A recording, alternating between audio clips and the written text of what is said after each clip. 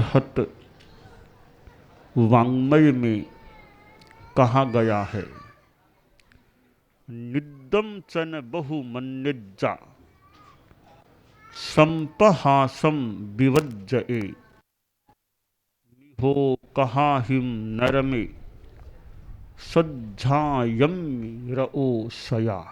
हमारे जीवन में ज्ञान का बहुत महत्व है। दुनिया में ज्ञानी पुरुष भी मिलते हैं और ज्ञान के विषय भी बहुत हैं। कितने कितने ग्रंथागारों में हैं, व्यक्तिगत अपने मकानों आदि में भी मिल सकते हैं। उन ग्रंथों में भी कितनी ज्ञान की बातें हैं। कौन आदमी ऐसा होगा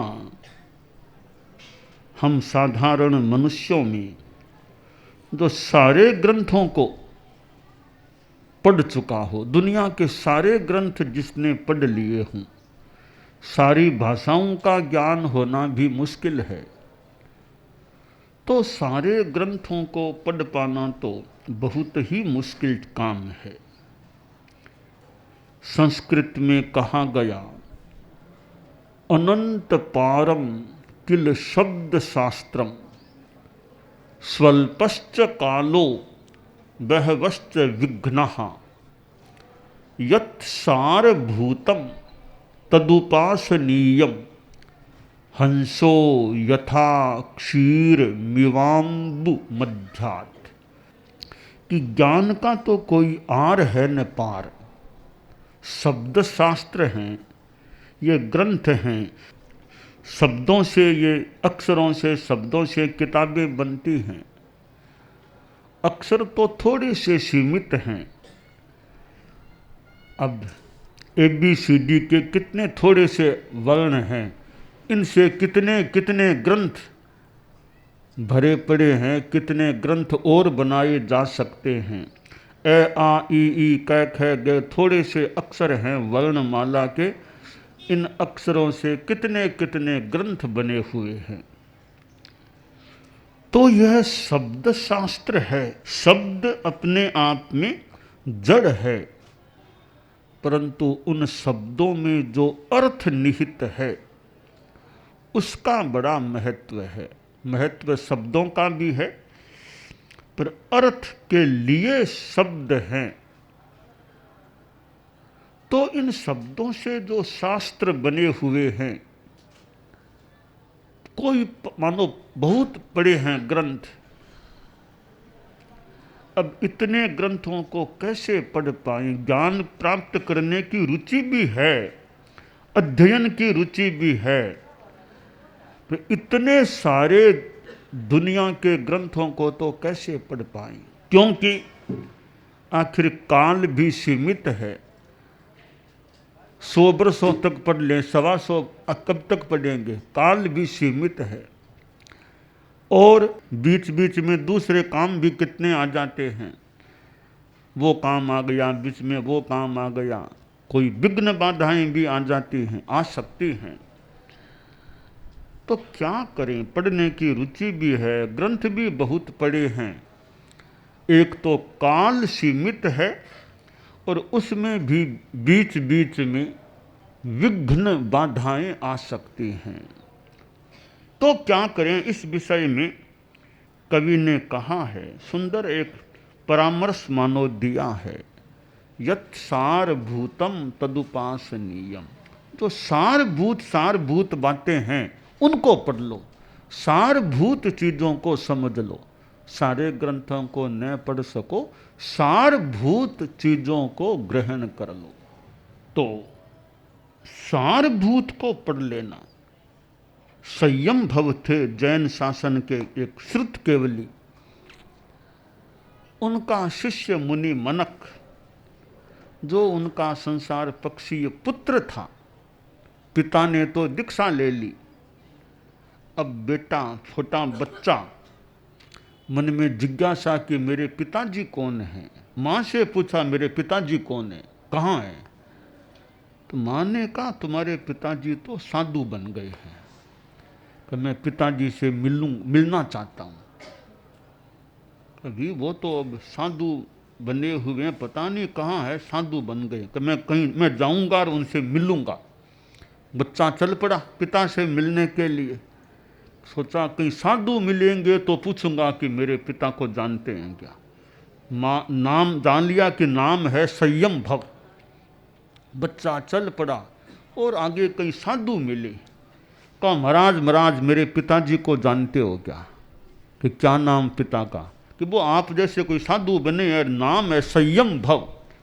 तो वो संयम भव खुद ही थे। सोचा मेरा ही बेटा है, संसार पक्षी है, छोटा बच्चा है, इसका भी मैं कल्याण कर सकूं तो करूं। कहा ठीक है तुम मेरे साथ हो जाओ। बच्चे को साथ ले लिया। अब संयम भव ने ज्ञान से देखा कि इसका आयुष्य थोड़ा ही है, बच्चे को दीक्षित भी कर लिया।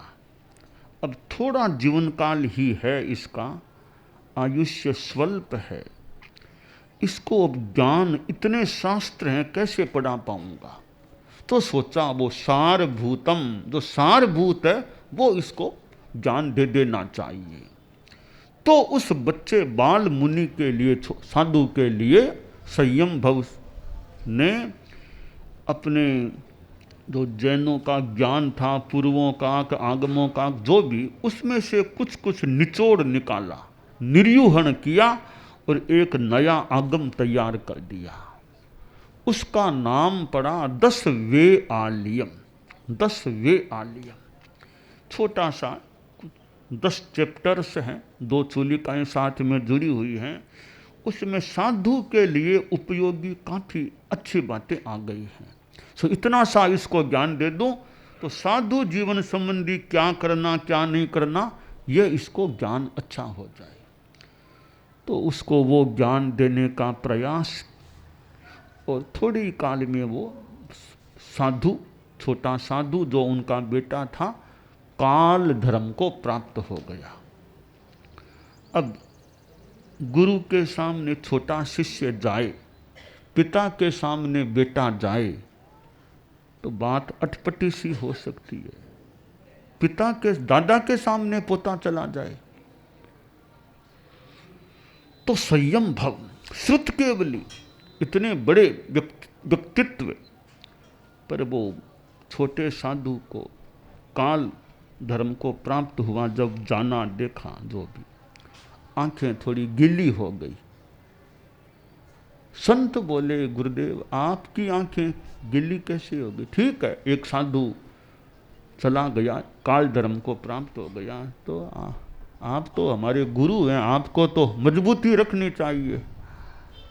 गृहस्थों को कहते हैं साधु भाई मोह मत करो, संसार की स्थिति है। साधु खुद ही यूँ कमजोरी करे तो कहे आप तो बड़े हैं। एक चेला हो गया काल धर्म को प्राप्त। कहानी संतों बात तो ठीक ही है, मोह तो नहीं आना चाहिए, परंतु ये मेरा चेला ही नहीं था, चेला ही नहीं था, मेरा संसार पक्षीय पुत्र था, सगा बेटा भी था। अच्छा आपका बेटा था? हाँ था।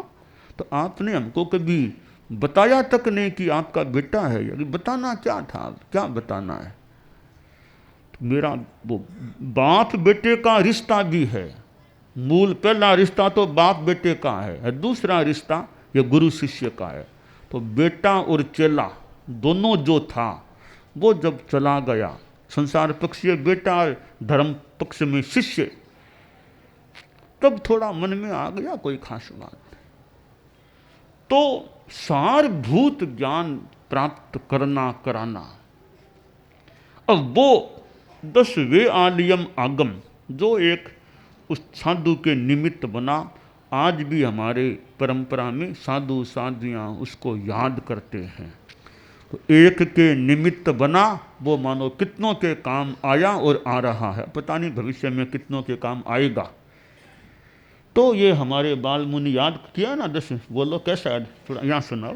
जादुम्मस्य पुष्पेषु भ्रमरो आवैरसं नाय पुष्पं किलामेयी सोयपीणेऽप्ययम् एमे एषमणामुत्ता धेलोये सन्ति साहुणो विहङ्गमावपुष्पेषु दानवत्ते शनैरया वयं च वित्तिं लब्धामो नायकैवं मयि आगणेषुरियन्ति पुष्पेषु भ्रमराजः मौका समाबुद्धा जे भवन्ति अनिश्या नानापिण्डरया दन्ता तेन बुच्चन्ति ये साहुणत्ते। उसका पहला चैप्टर है, 10 में से पहला ये है। ये जो 10वें आलियम है वो मानो एक मुनि मनक के लिए बना, और अब कितने मुनियों के साधियों के वो याद करने में काम आ रहा है। तो सारभूत ज्ञान प्राप्त करने का प्रयास करना चाहिए। अब ज्ञान प्राप्ति के लिए कुछ परिश्रम भी करें, तब परिश्रम करना होता है। पाने के लिए अध्ययन करे, पढ़े, समय लगाए, और चीज़ों से मुक्ति लेकर ज्ञान में ध्यान लगाए, मन लगाए, तो कुछ ज्ञान अर्जित हो सकता है। और ज्ञान को याद करना, स्मृति में रखना, रटना, याद रखना। परम पूज्य आचार्य तुलसी ने बचपन में ही दीक्षा ले ली थी, जीवन के 12वें वर्ष में साधु बन गए थे। हजारों गाथा प्रमाण ज्ञान उन्होंने मुखस्थ किया था, कंठस्थ किया था। कितना ज्ञान याद किया था। यह संस्कृत के, एक प्राकृत के, कितने कितने ग्रंथ। परम पूज्य आचार्य महाप्रज्ञ जी 11वें वर्ष में साधु बने थे। कितना ज्ञान उन्होंने भी कंठस्थ किया, कितना पढ़ा। तो आदमी परिश्रम करे, प्रतिभा हो और परिश्रम करे तो ज्ञान के क्षेत्र में आगे बढ़ा जा सकता है। और ज्ञान के साथ साथ चिंतन मनन होता रहे, अनुप्रेक्षा चिंतन मनन भी, या सहज में कोई स्फुरना होती रहे। श्रीमद् जयाचार्य जैसे ज्ञानी आचार्य, ज्ञानी पुरुष, प्रज्ञा पुरुष, कितना ज्ञान उन्होंने मानो भीतर में संजोया होगा, कितना शास्त्रों का मानो अवगाहन किया होगा, कितना उन्होंने भगवती जोड़ जैसे ग्रंथ का निर्माण कर दिया। तो श्रीमद् जयाचार्य ज्ञान के क्षेत्र में देखें तो एक विशिष्ट व्यक्तित्व लगते हैं। बहुत छोटी अवस्था में साधु बन गए थे, बहुत ही 10 वर्ष भी पार नहीं किए थे, छोटी उम्र में एक साधु बन गए थे। तो ऐसे श्रीमद् जयाचार्य और परम पूज्य भिक्षु स्वामी कितने ज्ञानी पुरुष थे, कितने ग्रंथों का सृजन उन्होंने कर दिया है, कितना ग्रंथों का, आगमों का बिलोडन, आलोडन, बिलोडन, मंथन उन्होंने किया होगा। तो ज्ञान के लिए ध्यान लगाकर, मन लगाकर हम स्वाध्याय करें। और पढ़ने में आगे बढ़ना है तो निद्दम चन बहुमन्यज्जा, नींद को अति बहुमान न दें कि सोए रहो, पढ़े हैं, आलस्य में पढ़े हैं। आलस्य में रहेंगे तो फिर ज्ञान में बाधा है। आलस्य को छोड़ना होगा, पुरुषार्थ करना होगा। तो नींद को भी बहुमान नहीं, सो जाएं, ठीक है, आवश्यकता अनुसार तो सोना होता है, तो नींद को बढ़ावा न दें कि जो ज़्यादा सोते रहेंगे पता नहीं नींद भी बढ़ जाए। ठीक है, अनिद्रा की समस्या तो नहीं होनी चाहिए कि नींद आती नहीं है, वो गोलियां खाओ नींद के लिए, वो स्थिति तो नहीं बननी चाहिए। परंतु ठीक है, आलस्य में नहीं रहना चाहिए, और तो ठीक है, नींद कुछ लेनी होती है। और शास्त्रकार ने कहा संपहासं विवज्जय, संप्रहास, अट्टहास, इनमें ज़्यादा रस नहीं लेना चाहिए। और मैथुन कथा, फालतू कथा, बातें, इनमें ज़्यादा रस नहीं लेना चाहिए। सद्ध्यायम्य रहो सया, सदा स्वाध्याय में रत रहो। स्वाध्यायान मां प्रमादिहि, स्वाध्याय में प्रमाद मत करो। कभी रोज प्रयास करो, कुछ सीखो, कुछ अर्जन करो ज्ञान का। श्लोकेन वा तदर्धेन तदर्धार्ध पदेन वा अवंध्यम दिवसम कुर्यात पद मात्राक्षरैरपि। कि भाई एक श्लोक सीख लो, वो नहीं तो आधा सीख लो, चौथाई श्लोक सीख लो, कुछ पद मात्रा अक्षर कुछ भी ज्ञान करो कि हर दिन को सफल बनाओ कि आज यह कुछ नया मैंने ग्रहण किया है। थोड़ा थोड़ा लेते रहो, घड़ा है, बूंद बूंद डालते जाओ डालते जाओ तो वो घड़ा एक दिन पूरा भरा हुआ हो सकता है। तो इस हमारे भीतर के घड़े में ज्ञान की बूंदें डालते जाएं तो आदमी कभी हम ज्ञानी बन सकता है। तो ज्ञानी जो लोग हैं, मौका हो तो उनसे ज्ञान लेने का प्रयास करें, ज्ञान के प्रति सम्मान रखें, ज्ञान की अवहेलना न करें, बुद्धि की अवहेलना न करें कि ज्ञान में क्या पड़ा है, क्यों फालतू श्रम करें। तो ज्ञान का अपमान करेंगे फिर ज्ञान क्यों आएगा हमारे पास। किसी का अपमान करेंगे तो क्यों आएगा। कोई अतिथि आए उसका अपमान करते रहेंगे फिर क्यों हमारे आपके घर में आएगा। आएगा, आतिथ्य करेंगे, आव भगत करेंगे तो वो भी फिर कभी चलें, बहुत प्रेम रखते हैं, फिर कभी चलें, फिर कभी चलें। तो ज्ञान का भी हम अपमान करते रहेंगे कि ज्ञान में क्या पड़े, तो ज्ञान क्यों आना चाहेगा हमारे भीतर में। इसलिए ज्ञान का अपमान नहीं करना चाहिए, हम ज्ञान का सम्मान रखें। भी ज्ञान अच्छी चीज़ है, हमारा भी ज्ञान बढ़े तो हो सकता है, प्रयास करें तो ज्ञान का विकास हो सकता है। और किसी दूसरे के ज्ञान प्राप्त करने में जानबूझकर बाधा नहीं डालनी चाहिए, दूसरे के ज्ञान में ज्ञान ग्रहण में अंतराय नहीं डालनी चाहिए। ज्ञानावरणीय कर्म का बंद हो जाता है, फिर ज्ञान प्राप्ति में बाधा हो सकती है। इसलिए हम ज्ञान का प्रयास करें कि ग्रहण करें ज्ञान को। ज्ञान से प्रकाश मिलता है, पथ आलोकित हो जाता है। और ज्ञान ठीक है, फिर हमारी श्रद्धा है तो उसका आचरण भी जीवन में हो सकता है। तो दुनिया में विद्वान लोग, ज्ञानी लोग भी मिलते हैं, इतना उन जिनके पास ज्ञान है, इतने भाषण दे देते हैं, इतने ग्रंथ निर्मित कर देते हैं।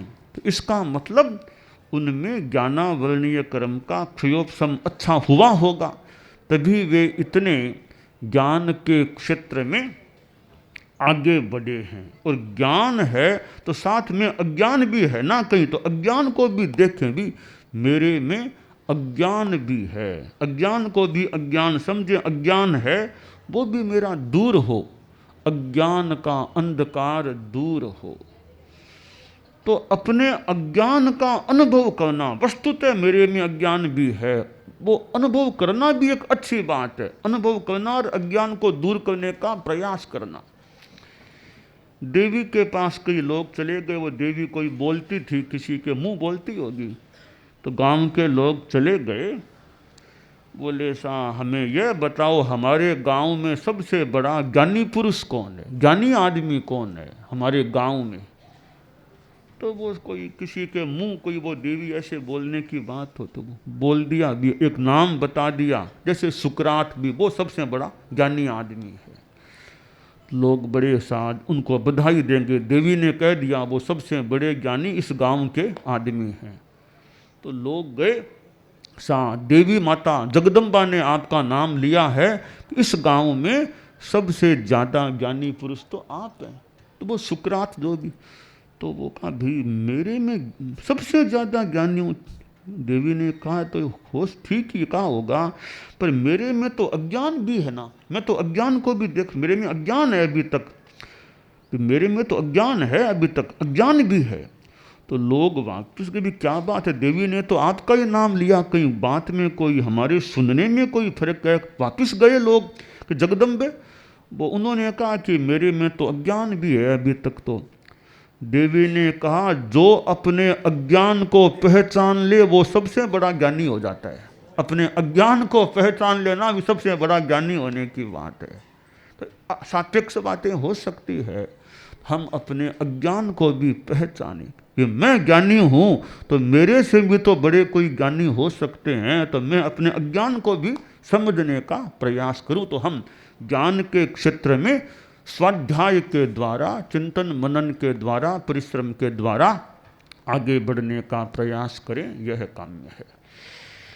दानान शिष्ठम अभयपयाणम सच्चेषु या अणवज्जं वयन्ति तवेषु या उत्तमबम्भचेरं लोगुत्तमे समणेनाय पुत्ते।